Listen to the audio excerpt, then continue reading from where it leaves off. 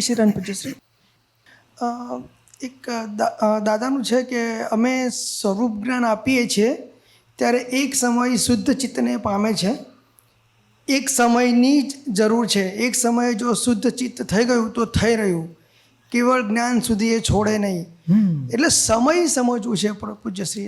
એટલે શું છે કે એક્ઝેક્ટનેસમાં એક પરમાણુ બીજા પરમાણુને ઓળંગે, નાનામાં નાનો ટાઈમ ફેક્ટર એને સમય કહેવાય.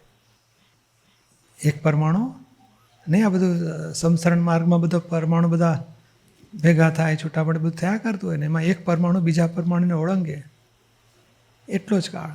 એટલે સમય એટલે ઇન્ડિવિઝ્યુઅલ ફ્રેક્શન ઓફ ટાઈમ. કાળ તત્વનો નહીં, આ સમય એક સેકન્ડ, મિનિટ, કલાક, દિવસ, અઠવાડિયું, મહિનો, વરસ કે છે ને, બરાબર, એ મોટામાં ગયું. યુગ ને દશકો ને યુગ ને, અને આ છેલ્લામાં છેલ્લું ઇન્ડિવિઝ્યુઅલ સમય, એક પર્યાય સમય, એ બધા છેલ્લામાં છેલ્લા ભાગ. એના પર્યાયના પછી વિભાજન ના પડે. છેલ્લો ફેઝિસનો નાનામાં નાનો ભાગ એ પર્યાય. એવો કાળનો નાનામાં નાનો ભાગ તે કેવી રીતે ઓળખાય? નહીં, પેલી રેતી ભરેલી બાટલ આવતી હતી ને, પછી ઊંધી મૂકે એટલે 1 કલાક પછી બધી રેતી પડી જાય એટલે 1 કલાક થયો કહેશે. બરાબર. 1 મિનિટની આવે, 50 મિનિટની આવે, તે બધી રેતી આમ કરો એટલે રેતી પડ થતી હોય. એ પડીને તો 50 મિનિટ થાય ને. તો આ સમય એટલે શું? એક પરમાણુ બીજા પરમાણુને પાસ થયું એટલે મિનિમમ ટાઈમ એ સમય થયો. એટલે એ ટાઈમમાં એટલી જાગૃતિ રહે કે સ્પષ્ટ વેદન થાય, એટલે એ કઈ રીતના રિલેટ કરી શકાય ને? એટલે એમ કે છે કે આ ગાયના શિંગડા ઉપર તમે એક દાણો નાખો, ચણાનો દાણો, તો કેટલી વાર ટકે ત્યાં? 3 મિનિટ ટકે કે નહીં? ના. કેમ? તમને ખબર કેવી રીતે પડી? એ અડતા ને પછી ટકી જ ના શકે. ગાયના શિંગડા પર એ રાઈનો દાણો પડે તો કેટલી વાર ટકે? તો એ અડીને પડી જાય. એ અડવાનો એટલે કે એટલો વખત જો હું આત્મા છું, સાચું ભાન થયું ને, તો એનો મોક્ષ થવાનો કે છે. બરાબર. તો એવું તો આપણે 1 કલાક બોલીએ છીએ, દાદા બોલાવે છે ને આપણે બોલીએ છીએ. બરાબર. અને બોલતા બોલતા એકાદ વખત તો અડી જતું હશે. અને એટલે જ તમને જાગૃતિ ચાલુ થાય છે, હું શુદ્ધ આત્મા છું. બરાબર છે. એટલે એ અડી ગયું ને, માટે હવે નિયમ કેવો છે? આ પર્યાયોનો નિયમ છે. જે ઊંધામાં પછી ગુણાકારથી વધ્યા કરે પર્યાય. એક છત્તું થયું તો હવે છત્તાનું વધ્યા કરશે.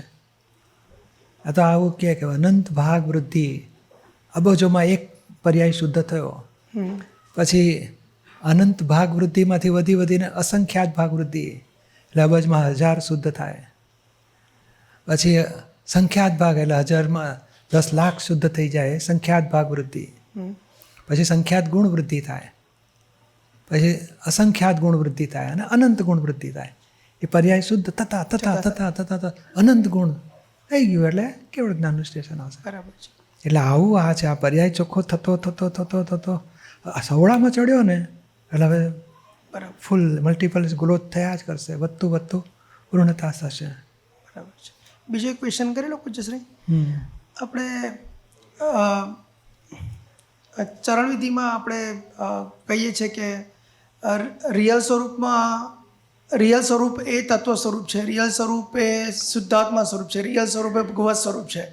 તો રિયલ સ્વરૂપને 3 કઈ રીતના? એટલે રિયલ સ્વરૂપે તત્વ એટલે પોતે રિયલ જ છે, પોતે રિયલ સ્વરૂપે જ છે. તો ભગવત અને હા, એટલે પોતે જ્યારે અજ્ઞાનમાં હોય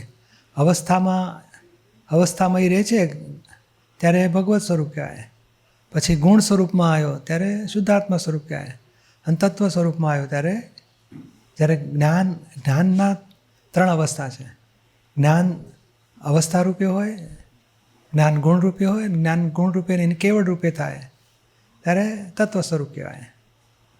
અને ગુણ રૂપે કેવળ ના હોય ત્યારે ગુણ રૂપે હોય ત્યારે આ શુદ્ધાત્મા બધા આપણે મહાત્માને ગુણ રૂપે દર્શન આવરણ તૂટ્યું, દર્શન ગુણ પ્રગટ થયો, અંતરાત્મા દશા થઈ.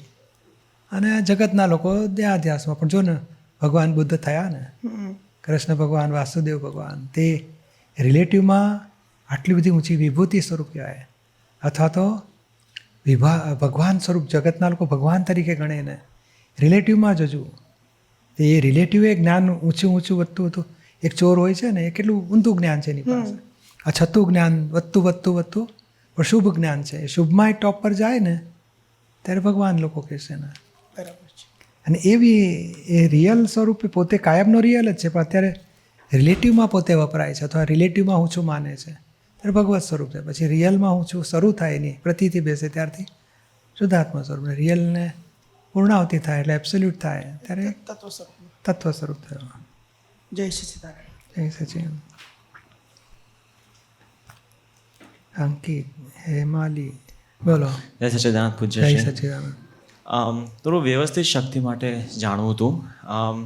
ઘણીવાર ખબર પડે કે વ્યવસ્થિત શક્તિ કરાવે છે, જે થઈ રહ્યું છે બધું વ્યવસ્થિત શક્તિ કરાવે છે, પણ એ બુદ્ધિના ઘણી એવું લાગે કે આપણે કોઈ સિચ્યુએશનમાંથી છટકવું હોય તો આપણે કહી દઈએ કે આ બી બધું વ્યવસ્થિત છે અને ફાઇલનો સંભાવે નિકાલ કરવો છે, આ ફાઇલ આવી ગઈ છે, પણ આપણને મનમાં એવું થાય કે ના આનું કદાચ આપણે કોઈ એડજસ્ટમેન્ટ લઈ શકાતું હોય, પણ એ સિચ્યુએશનમાંથી છટકવા માટે ઘણી વાર થાય કે આ ફાઇલ આવી છે, ફાઇલનો સંભાવે નિકાલ કરવો પડશે.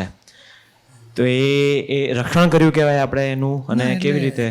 એટલે ખરેખર શું કહે છે, આ ગ્લાસનો કાચનો પ્યાલો હોય એ આપણે લઈ જતા હોય તો આપણો ભાવ શું હોય, હાંચવીને લઈ જવો, ફૂટવા દેવો નથી. અને છતાંય ધક્કો વાગે એટલે વધારે હાંચવી એકદમ કે આ પડી જશે ફૂટી જશે તો. અને છતાંય આ હાંચવતા હતા છટક્યો અને બધી રીતે ટ્રાય કર્યો, છેવટે ટાંટીઓ વચ્ચે ઘાલ્યો બચી જાય, તોય પડ્યો અને ફૂટ્યો પછી વ્યવસ્થિત. એટલે પોઝિટિવ પ્રયત્ન છેલ્લી મિનિટ સુધી કરો, બચાવવાના બધા જ પોઝિટિવ પ્રયત્ન કરો, પછી બન્યું એ વ્યવસ્થિત.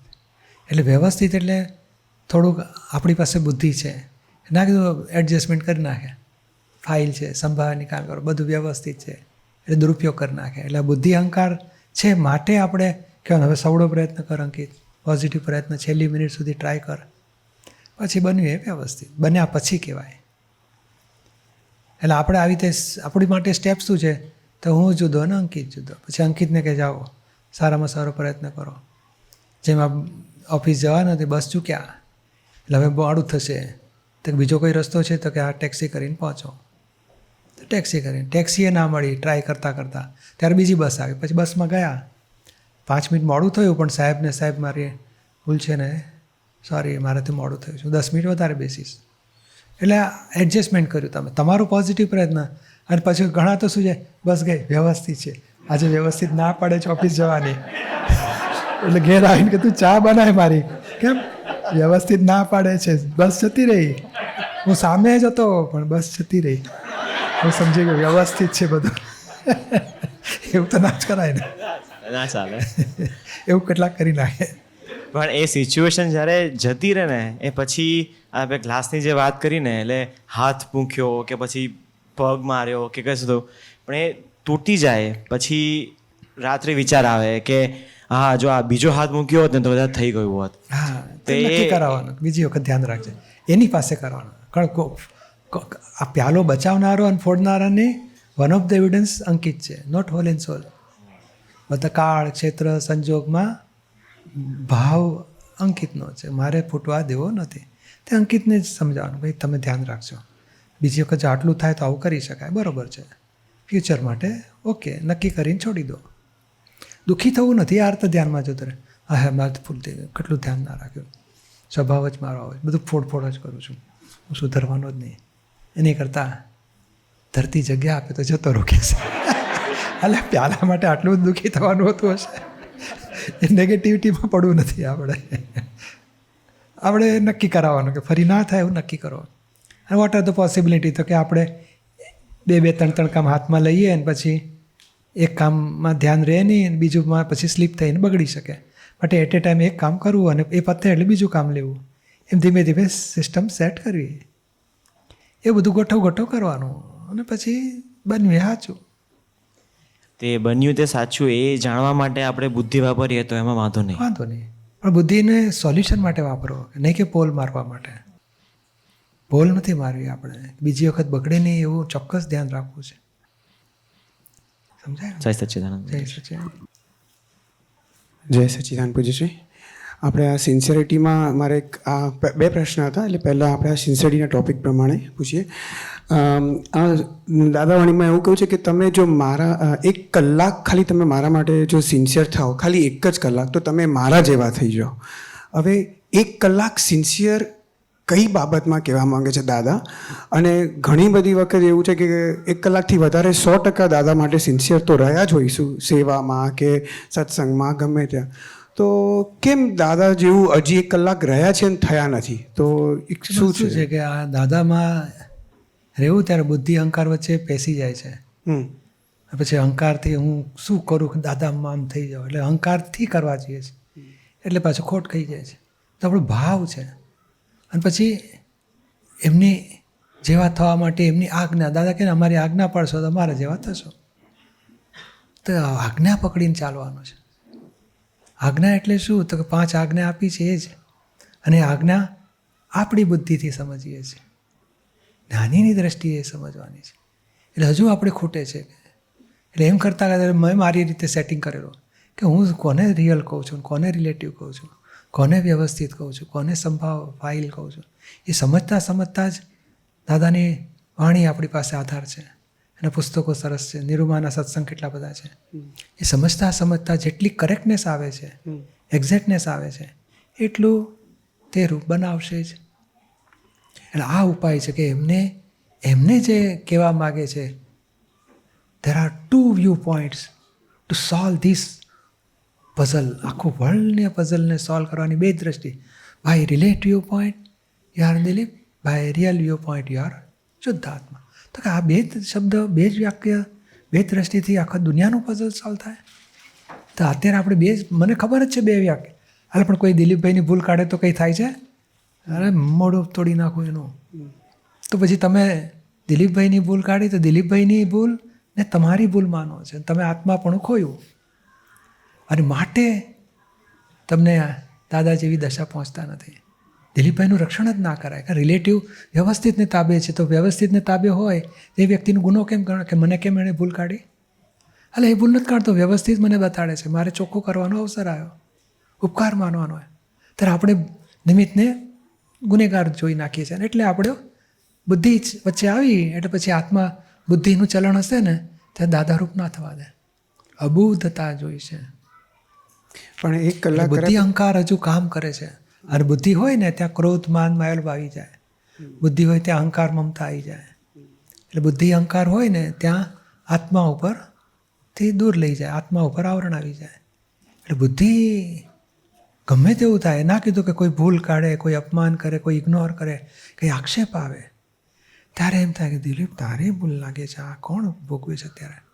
પેલો કહીને તો જતો રહ્યો. આ પણ દુઃખ થાય, આપણી ભૂલ. માટે ભૂલ કોઈ સાથે ચર્ચાય ના કરે કે મને આવું કર્યું.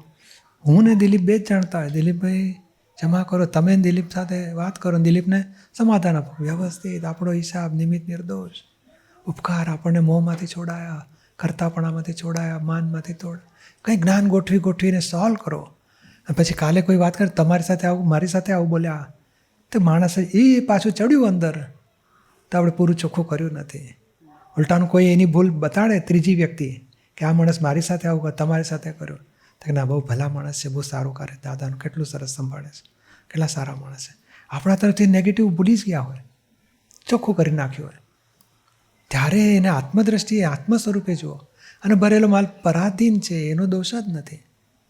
એવું દરેક વખતે રહ્યા કરે તો દાદા જેવું થવાશે. એટલે દાદા 356 ડિગ્રીએ છે, આપણે 300 ડિગ્રી બેઠા છે. 300થી 356 જતાં વચ્ચે આ ક્રોધ, માન, માયા, લોભ, અહંકાર, મમતા, રાગ, દ્વેષ, કશાયો વચ્ચે રક્ષણ જો થાય ડિગ્રી ઘટે. અને આ તો ખરાબમાં રક્ષણ કરી નાખે, સારામાંય કરતા હોય, આપણે લીધે થયું, હા એ ગર્વરસ આવી ગયો તોય ડિગ્રી ઉતરી જાય. એટલે ખરાબ કે સારું બેઉમાં કોઈ દુઃખ આવી પડ્યું તોય નિમિત્ત નિર્દોષ, અને આપણાથી બધાને સુખ થયું હોય તોય આપણે ગર્વરસ ના કહીએ. અને આ તો બધું સંજોગ સારા મળ્યા, અને આ બધા હતા તો સારું કામ થયું, હું એકલો ના પહોંચી વળું. ક્રેડિટ બધાને આપી દઈએ, અને ભૂલ થાય તો કે મારે જરાક ધ્યાન રાખવું પડશે, બીજી વખત ભૂલ નહીં થાય. એટલે એવું બધું તો એ દિલીપ જ સંભાળતો હોય. તમે તો આત્મા તરીકે જુદા છો અંદર. દિલીપભાઈ સ્વીકારો આપણી ભૂલને, અને ફરી ના થાય એવું નક્કી કરો. એટલે એવી રીતે દિલીપથી જુદા પડતા જાઓ, અને દિલીપના ક્રોધ, માન, માયાલોભ ખલાસ થતા જાય, તો આપણે આત્મારૂપ વધાર થતા જઈશું. જેમાં ખીલા ખૂંટા છૂટતા જાય તો ભગવાનના ઘરે વહેલા પહોંચાશે. એ દિલીપભાઈના ઘરને હાંચવ્યા જઈ કરશો તો તમે તમારું ઘરમાંથી દિલીપભાઈના ઘરમાં પેસી ગયા, ખોયું પોતાનું ઘર.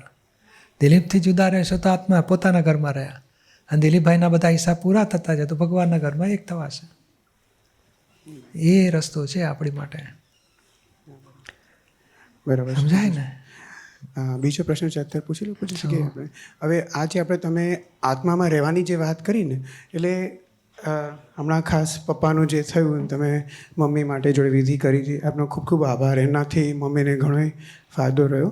હવે કેવું છે કે મમ્મી આખી જિંદગી ભક્તિ ઉપર ચાલેલા છે એ લોકો, અને મારે આપણે વર્ષોથી અહીંયા જ્ઞાનની વાતો ચાલતી હોય, એટલે મારે એ જાણવું છે કે આત્માની અનુભૂતિમાં ભક્તિથી શું ડિફરન્સ તમને અનુભવ થાય છે, અને જ્ઞાનથી તમે આત્માની અનુભૂતિમાં શું ડિફરન્સ હોય છે બેમાં? ભક્તિ બે જાતની છે. એક દાદાની ભક્તિ કરતો હોય, હા, અને બીજી લૌકિક એના કૃષ્ણ ભગવાનની કે માતાજીની કે કોઈની કરતો હોય, એને હેલ્પ થાય.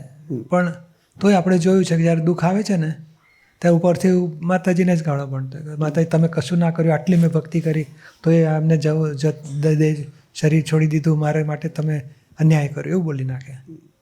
એટલે એ ભક્તિ ખરી નાખે. ખરી ભક્તિ એવી હોય કે ભગવાન જે કર્યું સાચું, આ તમને સોંપ્યો મારા ધણી, તમને સોંપ્યા, તમે એને ઊંચી ગતિમાં લઈ જજો, હવે મને શક્તિ આપો, હું જે છે એ બધાને સાચવીને જીવન પૂરું કરું. એ ભક્તિ હોવી જોઈએ. અને હવે આપણા માટે દાદાની ભક્તિ અને દાદાનું જ્ઞાન બે છે. દાદાનું જ્ઞાનવાળો તો વ્યવસ્થિત શુદ્ધાત્મા દીપકને શું અસર થાય એ જ્ઞાતા દ્રષ્ટામાં જ હોય પોતે, એ જ્ઞાનવાળો છે. અને દાદાની ભક્તિવાળાને કેવું હોય, દાદા કહે છે ને કે દાદાએ કહ્યું એ સાચું. એમ દાદાએ કહ્યું છે અને શુદ્ધાત્માને પ્રાર્થના કરવાની, મોક્ષ માટે પ્રાર્થના કરવાની, દાદાને સોંપી દેવાનો. દાદા તમને સોંપ્યા ધણી, તમે એને મોક્ષે લઈ જજો, મને એ મોક્ષે લઈ જજો. બસ દાદા દાદા કર્યા કરે. એ દાદાની ભક્તિવાળો. અને જ્ઞાનવાળા પાસે તો એક્ઝેક્ટ દ્રષ્ટિ હોય કે આ મર્યો જ નથી પોતે, આ શરીર મૂકીને કપડાં ફાટેલા મૂક્યા, પોતે આગળ વધ્યા છે, પોતે કાયમના છે. અને ઉપરથી જે મને અંદર એટલે કે દીપકમાં જે રાગ દ્વેષ મોહ ઊભા થતા એ જ્ઞાનથી ચોખ્ખા કરી નાખે કે હજાર અસર થાય છે, માટે આપણે વિજ્ઞાનથી જાઓ કે એ શુદ્ધાત્માને હું શુદ્ધાત્માને, આ નોય મારા સંબંધી, નોય હું મારા ફાધર એ નથી, હું એનો સન એ નથી, એ શુદ્ધાત્મા છે ને હું શુદ્ધાત્મા છું. એક્ઝેક્ટનેસ ગોઠવી નાખી એટલે કોઈ એટેચમેન્ટવાળું કોઈ કનેક્શન ડિઝોલ્વ કરી નાખ્યું, એટલે વિતરાગ એની જોડે. અને પછી એ મોક્ષ માટે આગળ વધો, અને હું પણ મોક્ષમાં પુરુષાર્થમાં રહું. એટલે પછી જ્ઞાનવાળો એવો હોય. હા, એ જ્ઞાનનો તો પ્રતાપ 100% લાગે, કારણ કે ઝાટકો આવે છે પૂજ્યશ્રી, કદાચ આવું આવે પણ પાછું સ્ટેબલાઇઝ જલ્દી થઈ જવાય છે, એનાથી ફરક લાગે. અને જ્યારે જ્ઞાન નળા નથી હોતા ત્યારે આપણને લાગે કે they not able to stabilise early. આ વસ્તુ ફરક લાગે.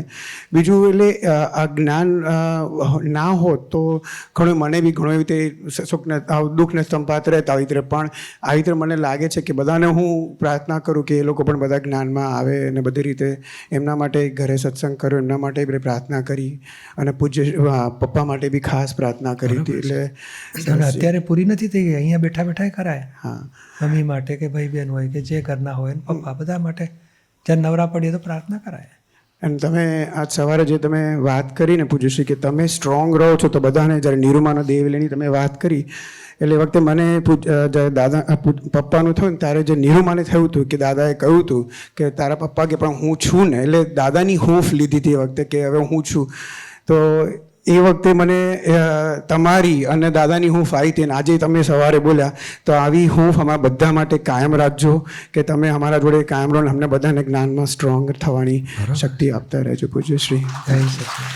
અને આપણે આ એક જ વસ્તુ છે કે ભક્તિમાં જે તમે આપણે બધાને જે એ કહે છે આ ભગવાન છે, ભગવાન સ્વરૂપનું એ લોકોનો અનુભવ થાય છે. પપ્પાને આ છેલ્લી દિવસે જન્માષ્ટમીનું એમને પોતે જ એવું થયું, તો આપણે જ્ઞાનમાં જે આપણે શુદ્ધાત્મા કરીએ છીએ એ આપણને એ ભગવાનની અનુભૂતિ કેમ નથી થતું? એટલે જ્ઞાનમાંથી જાગૃતિ અવાય છે, એ જ્ઞાનની ભક્તિથી આપણે કરીએ છીએ, આપણા દોષો દેખાય છે, પણ એ જ્ઞાનની ભક્તિથી આપણને ભગવાનની અનુભૂતિ નથી થતી એવું મને અહેસાસ થાય છે. જ્યારે ભક્તિમાં હોય છે ને એ લોકો કૃષ્ણ કૃષ્ણ કરે તો એ લોકોને ભગવાનની અનુભૂતિ થાય છે એવું મને એમ ફીલ થયું. એટલે મેં આ ક્લેરિફિકેશન કરી લેવું તમારા સાથે પૂછ્યું. ભગવાન એટલે મોરલીવાળા હશે કે ચક્રવાળા હશે? એટલે એ લોકો માટે દ્રવ્યનું આપણા અંદરનું છે, ભગવાનની અનુભૂતિ થાય છે, એ દ્રશ્યની અનુભૂતિ કરે છે દ્રષ્ટા, અને આપણે દ્રષ્ટા એ સાચા ભગવાન છે, એની સીધી અનુભૂતિ થાય છે આપણને. એટલે તમે જે અનુભૂતિ કલ્પિત માગો છો ને એની જરૂર જ નથી. આપણે નિર્વિકલ્પ અનુભૂતિ થાય છે. આ દોષ દેખાડે છે કોણ? એ પ્રજ્ઞા એટલે ભગવાન જ કહેવાય, રિપ્રેઝેન્ટેટિવ ભગવાનની. એટલે ભગવાન સાચા દાદા નથી કહેતા કે અમારી ભૂલો પણ મેથી દાદા ભગવાન બતાડે છે.